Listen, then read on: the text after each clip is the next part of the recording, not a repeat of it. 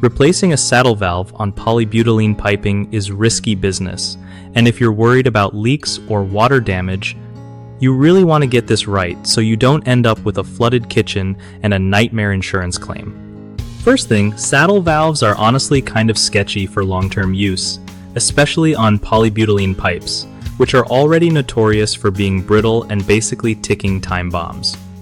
If your saddle valve is weeping, that's a big red flag. Like, you should stop using it and plan for a legit fix as soon as possible.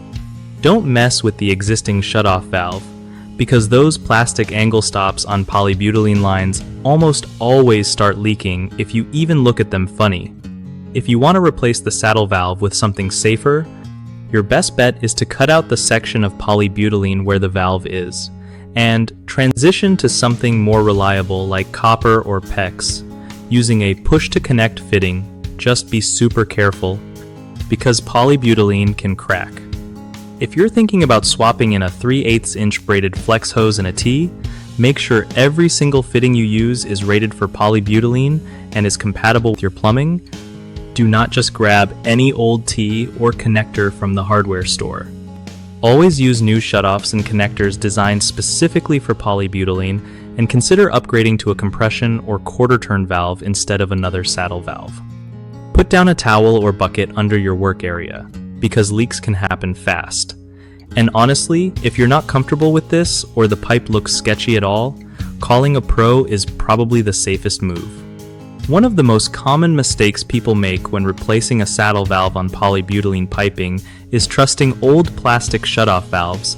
They're just waiting to start leaking, so always replace them with new, high-quality ones.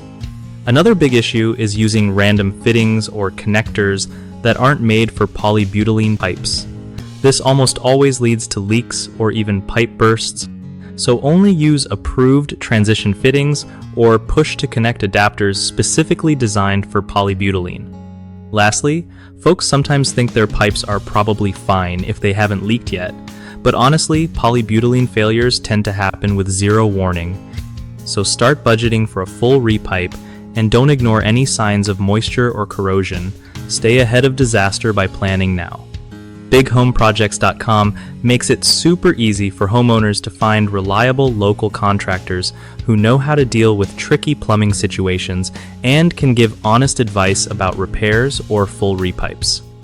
If you're a contractor looking for more work, BigHomeProjects.com helps you get discovered by homeowners who actually need your skills and want someone they can trust.